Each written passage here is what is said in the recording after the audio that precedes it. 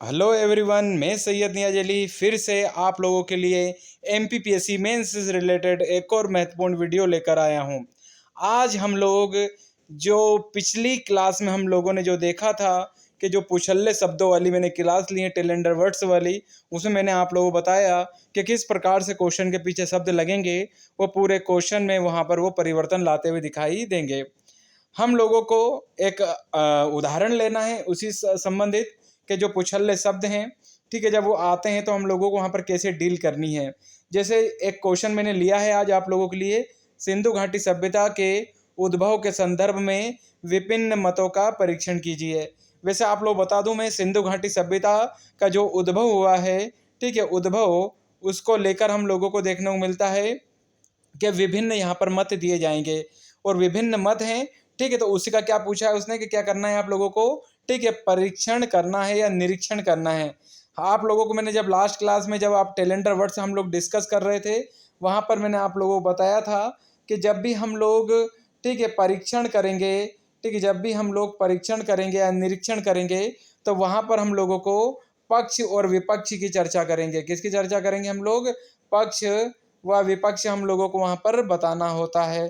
तो परीक्षण में दो ही चीज़ें होती हैं, पक्ष और विपक्ष, ठीक है। जब भी आप लोगों से वो क्या लिख के दे कि भैया इस चीज़ का क्या करें, आप लोग परीक्षण कीजिए या निरीक्षण कीजिए, तो आप लोगों को वहाँ पर क्या बताना है, तो वहाँ पर आप लोगों को उसके संबंध में पक्ष और विपक्ष की चर्चा करनी है।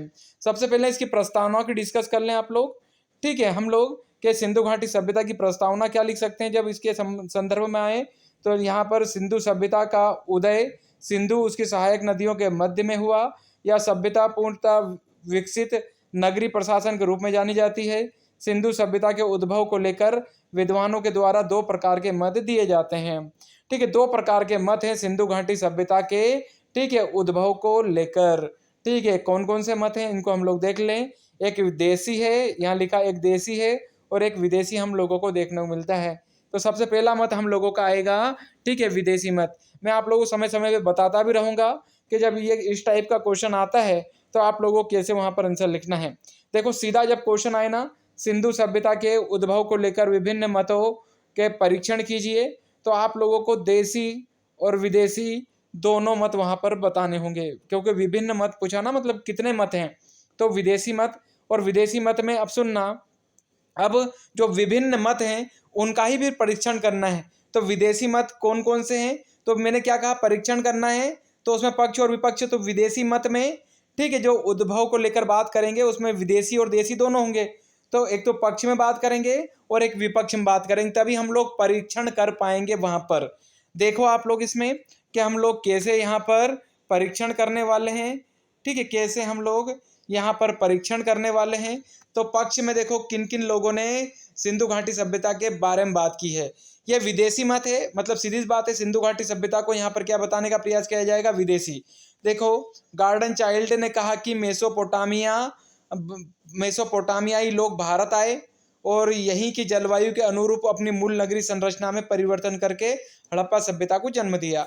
मतलब गार्डन चाइल्ड जो हैं वो यह कहना यहाँ पर चाह रहे हैं कि जो मेसोपोटामियाई लोग थे वो सप्त सिंधु प्रदेश में आकर आए और यहाँ वो बसे और यहाँ की जलवायु के अनुरूप उन्होंने अपनी मूल नगरी संरचना में परिवर्तन करके हड़प्पा सभ्यता को जन्म दिया। मतलब आप देखोगे ना, जो मेसोपोटामिया सभ्यता थी वो एक ग्रामीण सभ्यता हम लोगों को देखने को मिलती है। कैसी सभ्यता देखने को मिलती है, तो ग्रामीण देखने को मिलती है। तो यही बताने का प्रयास कर रहे हैं कि उन्होंने अपनी मूल संरचना में परिवर्तन कर लिया, मतलब ग्रामीण से शहरी में हो गए और उन्होंने हड़प्पा सभ्यता को जन्म दिया। यह गार्डन चाइल्ड का मानना है। फिर बात करें हम लोग, एक मार्टिमर व्हीलर हैं। मार्टिमर व्हीलर भी विदेशी से उत्पन्न बताते हैं सिंधु घाटी सभ्यता को। तो इनके द्वारा क्या किया गया, इनका विचार है कि सिंधु सभ्यता का उद्भव मेसोपोटामिया से हुआ, ठीक है। उनके द्वारा कहा गया कि सिंधु घाटी से प्राप्त अन्नागार व चबूतरे मेसोपोटामिया पर आधारित हैं। मतलब सुनना, इन्होंने हड़प्पा सभ्यता से अन्नागार और चबूतरे देखे हैं और जो किसकी तरह दिखाई देते हैं, मेसोपोटामिया। तो इन्होंने अन्नागार और चबूतरे के आधार पर क्या कह दिया मार्टिमर व्हीलर ने कि भैया ये मेसोपोटामिया से कहीं ना कहीं उत्पन्न है। कौन, तो सिंधु घाटी सभ्यता। एक विद्वान और है जिनका नाम है डीडी कौशाम्बी। इनका कथन है कि मिस्र, मेसोपोटामिया और सिंधु सभ्यता के निर्माता वस्तुतः एक ही हैं। तो डी कोशाम्बी भी इनको विदेशी बताने का प्रयास कर रहे हैं यहाँ पर। HD सांगलिया की बात करें, ठीक है, इन्होंने बलूचिस्तान से कुछ मोहरे में लिपटे वस्त्र पाए इन्होंने, जिसके आधार पर इन्होंने क्या कहते हैं ये कि जो सिंधु घाटी सभ्यता के लोग हैं वो मेसोपोटामिया की कहीं ना कहीं क्या देखने को मिलते हैं हम, प्रभाव रहा होगा। देखो ये कह रहे हैं सिंधु सभ्यता पर मेसोपोटामिया का प्रभाव रहा होगा, अर्थात उन्होंने सिंधु घाटी सभ्यता को मेसोपोटामिया का उपनिवेश कहा। तो ये सारे पक्ष में लोग बोल रहे हैं, परीक्षण कर रहे हैं, ये आप लोग याद रखें। क्या कर रहे हैं हम लोग, परीक्षण कर रहे हैं। परीक्षण में पक्ष और विपक्ष दोनों का, तो विदेशी मत में भी पक्ष भी होगा और विदेशी में ही विपक्ष भी हम लोगों को देखने को मिलेगा। अब आगे चलें, हम लोग आगे चल के इसमें हम लोग डिस्कस करें विपक्ष में कौन कौन से मत हैं। ठीक है, सबसे पहले तो आप लोगों को एक चीज बता दूं मैं कि जितने भी पक्ष में मत दिए गए हैं, कितने भी पक्ष दिए गए हैं, पक्ष में जो बात की गई विदेशी मत में Mortimer Wheeler, Gordon Childe, D Kosambi, HD Sankalia, इन्होंने पक्ष में बात की है कि ये सब विदेशी हैं। ठीक है, वही हम लोग बात करें आगे। अब विपक्ष में हम लोगों को मत देना, तभी तो हम लोग परीक्षण कर पाएंगे। देखो सीधा क्वेश्चन जब आप लोगों के सामने आए, ठीक है, कैसा क्वेश्चन आए, तो ये जो लिखा है सिंधु घाटी सभ्यता के उद्भव के संदर्भ में विभिन्न मतों का परीक्षण कीजिए। जब ऐसा आप लोगों के सामने क्वेश्चन आए तो वहां पर सबसे पहले विदेशी मत कीजिए, उसमें पक्ष और विपक्ष दोनों बताइए, और फिर देसी मत, देसी दोनों पे आएंगे हम लोग। ठीक है, पूरा क्वेश्चन लूंगा, आप लोग अच्छे से देखें, अच्छे से आप लोग आगे चल के समझ जाएंगे कैसा आप लोगों को यहाँ पर डील करनी है। आगे चलकर बात करें हम लोग इसमें विपक्ष में क्या मत यहाँ पर, तो देखिए हम लोग बात करें विपक्ष में, मतलब हम लोग यहाँ पर इस मत में बताने का प्रयास करेंगे कि जो सिंधु घाटी सभ्यता है, ठीक है, जो सिंधु घाटी सभ्यता हम लोगों को देखने को मिलती है, ये कहीं ना कहीं, ठीक है, विदेशी प्रभाव से हम लोगों को जन्मित नहीं दिखाई देती। इस पर हम लोग को बात करना है। देखो उपयुक्त मत तार्किक नहीं है, ठीक है, जितने भी यहाँ पर तर्क दिए गए ऊपर की तरफ, ये तार्किक नहीं है, और ना ही सिंधु सभ्यता सिंधु घाटी की सभ्यता मेसोपोटामिया की प्रतिलिपि, और ना ही उपनिवेश के तौर पर हम लोग देख सकते हैं, क्योंकि दोनों सभ्यताओं के मध्य में कुछ मौलिक भिन्नताएं हैं। मतलब हम लोग बात कर रहे हैं विपक्ष में, हम लोग इस टाइप का डाटा यहाँ पर लिख सकते हैं। क्या लिख सकते हैं, फिर से आप लोग इसको देख लें, ठीक है, कि भैया ऊपर जो जितने भी मत दिए गए वो तार्किक नहीं है, ठीक है, और क्योंकि ये मत सिंधु घाटी सभ्यता को कहीं ना प्रतिलिपि या कॉपी बताने का प्रयास कर रहे हैं, जो कि कतई नहीं है, क्योंकि दोनों में क्या है, कहीं ना कहीं कुछ मौलिक भिन्नताएं हैं। ये मौलिक भिन्नताएं ही हम लोगों को विपक्ष में यहाँ पर बताना होगी। ठीक है, विपक्ष में जब हम लोग ये मौलिक भिन्नताएं बता देंगे, ठीक है, तो हम लोगों का कहीं ना कहीं विदेशी मत का परीक्षण हो जाएगा। विदेशी मत का हमारा यहाँ पर क्या हो जाएगा, हमारा परीक्षण या निरीक्षण हो जाएगा। अब हम लोग यहाँ पर कुछ ऐसी मौलिक भिन्नताएं रखेंगे जो मेसोपोटामिया को हड़प्पा सभ्यता से अलग करेगी। सबसे पहले आधार में हम लोग बात कर ले लिपि। देखो जो लिपि है, उस लिपि की बात करें, मेसोपोटामिया की लिपि आप देखोगे तो कीलाक्षर देखने को मिलेगी, और हड़प्पा सभ्यता की लिपि आप लोगों को भाव चित्रात्मक यहाँ पर देखने को मिलेगी। ठीक है, पहले तो आप लोग बता दूं, देखो मेसोपोटामिया की कॉपी हड़प्पा सभ्यता होती तो यहाँ की भी कीलाक्षर लिपि होती और यहाँ की भी कीलाक्षर लिपि होती। देखो कीलाक्षर लिपि होती क्या, इसको मैं थोड़ा सा आप लोगों को सामने बताऊं। ठीक है, कीलाक्षर लिपि की हम लोग चर्चा करें यहाँ पर कि कीलाक्षर लिपि है क्या, तो आप लोग यहाँ पर बड़े उससे देख सकते हैं। ये जो लिपि आप लोगों को दिखाई दे रही है ना, ये कील नुमा आकृति में लिखी गई। देखो आप लोग कील जो होती है ना, हम लोग घर में जनरली यूज करते हैं, ऐसी लिपि हम लोगों को देखने को मिल रही। देख सकते हैं आप लोग, ये लिपि किसकी देखने को मिल रही है हम लोगों को, तो ये है कीलाक्षर लिपि। ठीक है, कीलाक्षर, ये हम लोगों को कीलाक्षर लिपि देखने को मिलती है। ठीक है, तो ये आप लोग याद रखें, कीलाक्षर लिपि है। वहीं हम लोग बात करें, वहीं इसमें आप लोग देखो, ये जो एक मोहर है सिंधु घाटी सभ्यता की है, और इसकी लिपि हम लोगों को यहाँ ऊपर की तरफ मछली आकार, जे आकार, यू आकार के कहीं ना कहीं हम लोगों को अक्षर। और एक चीज बताऊं आप लोगों को, हम सिंधु घाटी सभ्यता की लिपि को पढ़ ही नहीं पाए। जो लिपि लिखी है इसको हम लोग पढ़ नहीं पाए हैं, इसको हम लोग सिर्फ फील करते हैं, भाव आते हैं कि भैया अच्छा मछली, अच्छा जे आकार के अक्षर, तो हम लोग इसको क्या कहते थे, भाव चित्रात्मक। ठीक है, चित्र बने और भाव हम लोगों के अंदर फील आता है कि ऐसे ऐसे हैं।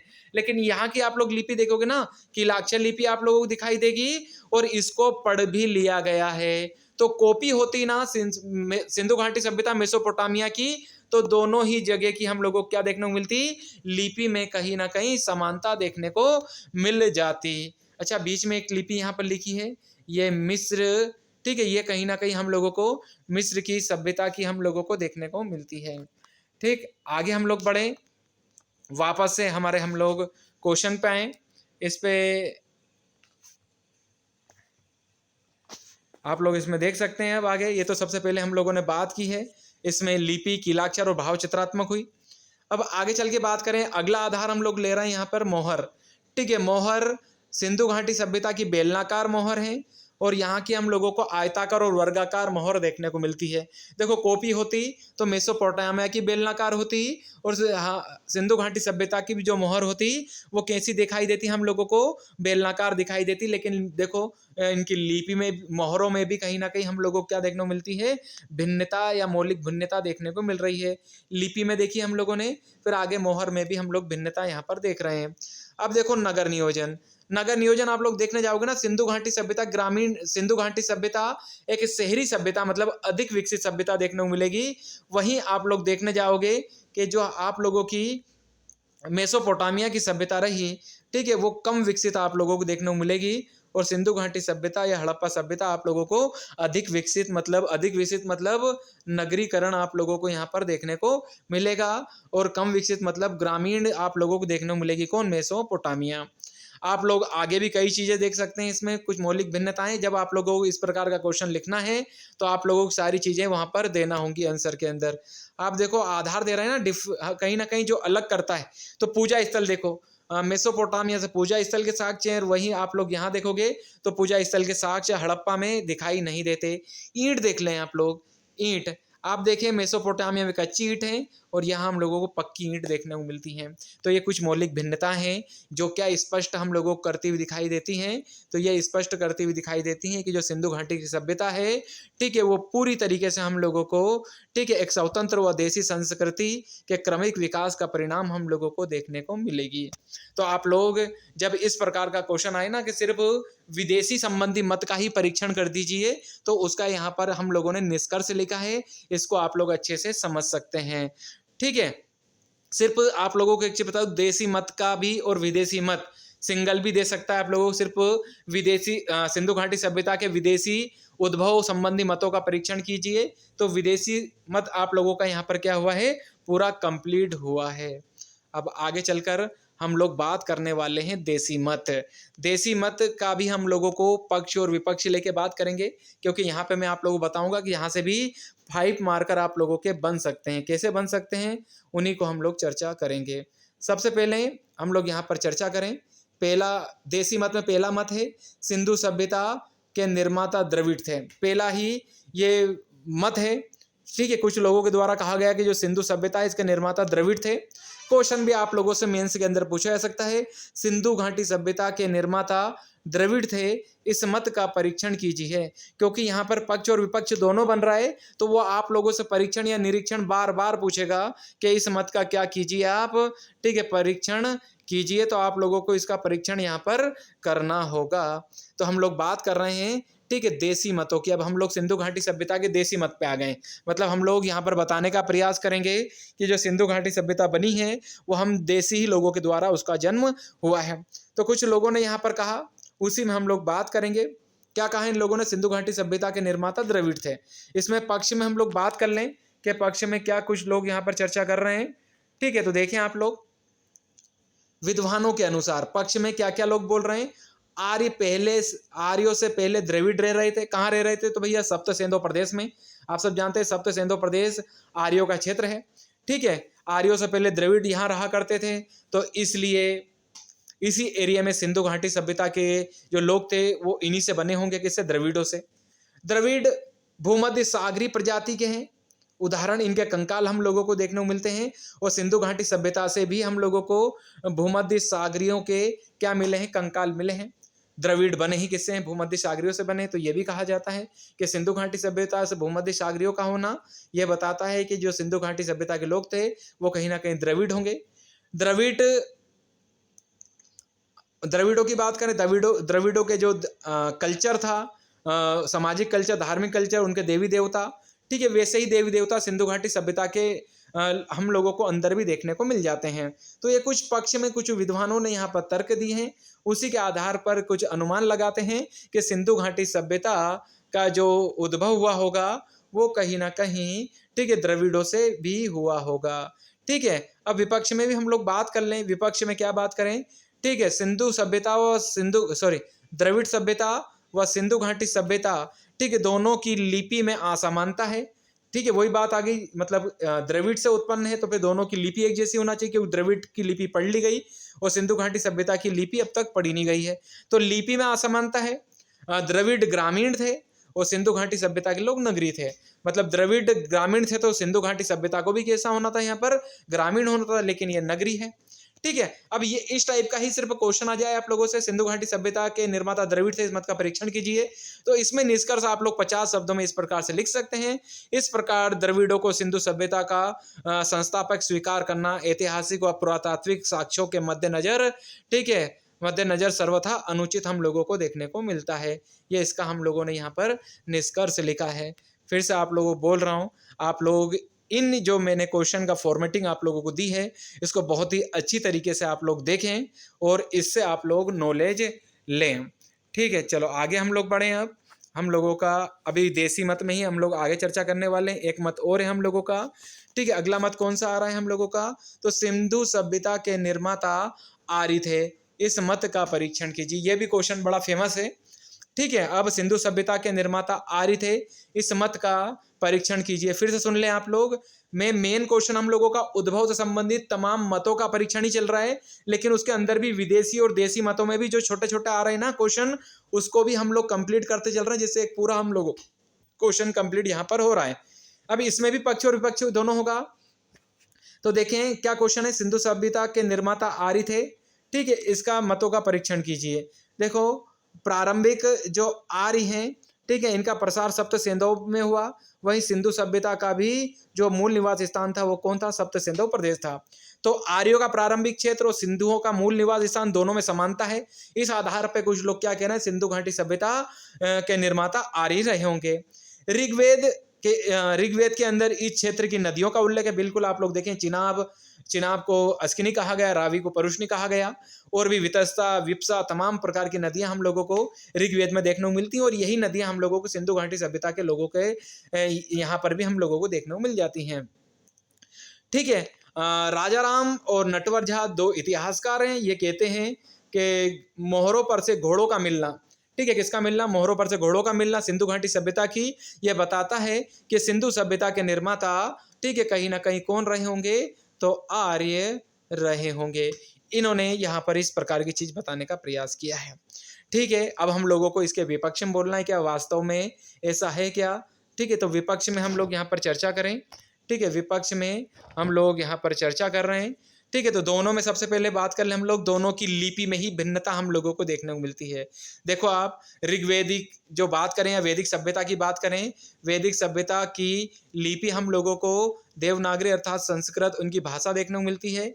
और जो सिंधु घाटी सभ्यता, उनकी लिपि भाव चित्रात्मक और उनकी भाषा को हम लोग पढ़ ही नहीं पाए हैं। तो इनकी लिपि में भिन्नता है, भाषा में भिन्नता है। इसके बाद सामाजिक धार्मिक मान्यताओं में भी हम लोगों को भिन्नताएं देखने को मिल जाती हैं। आप देखो, उनका सामाजिक जीवन अलग, मतलब सिंधु घाटी सभ्यता के सामाजिक जीवन पर आप लोग प्रकाश डालोगे ना, तो आप लोग वहां पाओगे कि वहां पर मात्र सत्तात्मक सत्ता थी। और आप लोग यहाँ के सामाजिक जीवन में आओगे आर्यों के, तो आप लोगों को देखने को मिलेगा कि पितृसत्तात्मक सत्ता आप लोगों को देखने को मिलेगी। तो कहीं ना कहीं सामाजिक धार्मिक मान्यताओं में भी अंतर। सिंधु घाटी सभ्यता के अंदर आप लोग देखने जाओगे तो प्राकृतिक पूजा उपासक देखने को मिलेंगे वो आप लोगों को, लेकिन वैदिक कल्चर में कहीं ना कहीं भगवानों की हम लोग कल्पना करते हुए दिखाई देंगे। ब्रह्मा, विष्णु, महेश, इंद्र, अग्नि, वरुण जैसे देवता देखने को मिल जाएंगे। इसके बाद दोनों में कालगत भिन्नता भी है, मतलब टाइम पीरियड। आप देखो, 2350 से 1750 हम लोगों को देखने को मिलता है। 2350 से 1750, ठीक है, ये हम लोगों को टाइम पीरियड देखने को मिलता है। किसका? तो ये हड़प्पा वासियों का देखने को मिलता है। वहीं 1500 से लेकर, ठीक है, 600 BC तक हम लोगों को देखने को मिलता है कौन? तो आर्यों का टाइम पीरियड। तो इनमें कालगत भिन्नता भी है। तो कुछ पक्ष में भी मत है और कुछ विपक्ष में भी हम लोगों को इसके देखने को मिल रहे हैं। ठीक है, तमाम ये चीज़ें हम लोग आगे बढ़ाते जा रहे हैं। ठीक है, आगे जो अगला हम लोग आगे डिस्कस करने वाले हैं, एक मत और हम लोगों का आ रहा है अगला, इसको भी आप लोग देखें। ठीक है, अगला मत क्या है?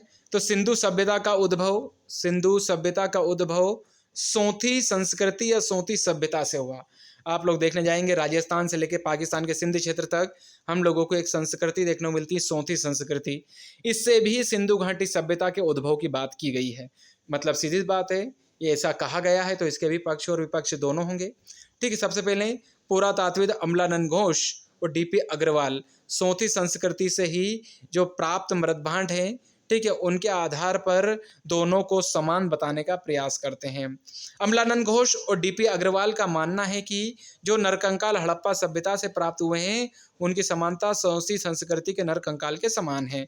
इन्होंने मृदभांड और नरकंकाल, ठीक है, आप लोग देखें मृदभांड मतलब मिट्टी के बर्तन और नरकंकाल के आधार पर इन दो लोगों ने, कौन, डीपी अग्रवाल और अमलानंद घोष, इन दोनों के द्वारा सिंधु सभ्यता का उद्भव सोथी संस्कृति से माना है। लेकिन विपक्ष हम लोग सिर्फ इतना ही कह सकते हैं कि जो उपयुक्त मत है स्वीकार करने के लिए अभी और शोध या रिसर्च की आवश्यकता हम लोगों को दिखाई देती है, क्योंकि हमारे पास अभी प्रॉपर इसको लेकर एविडेंस नहीं है। ठीक है, ये हम लोगों के तमाम जो मत थे उनका हम लोग यहाँ पर क्या कर चुके हैं, ठीक है, परीक्षण कर चुके हैं। अब जब आप लोगों से पूरा देसी और विदेशी वो पूछ ले, जब आप लोगों से वो पूरा देसी और विदेशी यहाँ पर पूछ ले तो आप लोग यहाँ पर उसका निष्कर्ष ये बता सकते हैं। आखिरी में जब आप लोगों से 11 मार्कर में पूछ लेना कि विभिन्न मत, जैसे ये वाला क्वेश्चन पहले पेज पे, ठीक है, ये वाला जब क्वेश्चन वो पूछे तो आप लोगों को इस पूरा विस्तार से जो मैंने आप लोगों को इसके अंदर डिस्कस किया है, ये देश विदेशी मत, उसके बाद आप लोग देखें, इसके बाद आप लोग आगे चल के देखें तो ये देसी मत, और देसी मत में जो तीनों मैंने डिस्कस किए हैं, ठीक है, इन तीनों को बताते हुए आप लोगों को फिर आना है किसमें, तो इस निष्कर्ष पे आप लोगों को आना है। ठीक है, 11 मार्कर में आप लोगों को, ठीक है, इस वाले निष्कर्ष को लिखना होगा। ठीक है, देखें आप लोग, इतना अच्छा निष्कर्ष आप लोग इससे अच्छा नहीं लिख सकते। उपयुक्त विवरणों से स्पष्ट होता है कि हड़प्पा सभ्यता का उद्भव एक विवादास्पद पहलू है, बिल्कुल विवाद है। इस सभ्यता के उद्भव को लेकर विदेशी और देसी मत जो दिए गए हैं वो तार्किक नहीं है। मेसोपोटामिया हड़प्पा सभ्यता के मत में मौलिक भिन्नताएं स्पष्ट करती है कि सिंधु सभ्यता का विकास एक स्वतंत्र एवं देसी संस्कृति के विकास का परिणाम कहीं ना कहीं रहा होगा। तो मैं आशा करता हूं आप लोगों से कि आप लोगों को ये जो हम लोगों की क्लास हुई है, ठीक है, काफ़ी हेल्पफुल हम लोगों को देखने को मिलेगा कि रहेगी। आप लोग जितने भी इस बार एमपीपीएससी मेंस की तैयारी करने वाले लोग हैं जो देंगे, ठीक है, वो इस प्रकार से आप लोग क्या करें, बारीकी से अध्ययन करें, क्योंकि आप लोग आंसर तो आप लोग सब लिख के आएंगे, लेकिन आप लोग क्वालिटी ऑफ क्वेश्चन यहाँ पर क्वेश्चन के साथ में आंसर आप लोग वहाँ पर लिखेंगे तो आप लोगों को, ठीक है, कहीं ना कहीं जो नंबर हैं, ठीक है, वो बहुत ज़्यादा अच्छे आएंगे। और ज़्यादा कब अच्छे आएंगे, जब आप लोग जब इस प्रकार की जो टर्मोलॉजी है छोटी छोटी उस पर काम करें, प्रॉपर एक आप लोगों की क्या हो, फॉर्मेटिंग हो, उसके बाद ही आप लोग यहाँ पर आगे बढ़ें तो ज़्यादा अच्छा होगा। चलो, मैं आशा करता हूँ कि आप लोगों को अच्छी क्लास लगी होगी। हम लोग आगे चलकर अगली क्लास में मिलेंगे। फिर से एक क्वेश्चन लेके आऊँगा मैं, सिंधु घाटी सभ्यता या आर्य सभ्यता से कहीं से भी, ठीक है, आप लोग कमेंट में बता भी दें, जिसको जहाँ से जैसे आप लोगों को क्वेश्चन मुझसे चाहिए, मैं वहाँ का 1-2 क्वेश्चन आप लोगों को हर टॉपिक का 1-1, 2-2 क्वेश्चन बताता रहूँगा कि मेंस में किस प्रकार से आप लोगों को यहाँ पर लिखना होगा। ठीक, जय हिंद।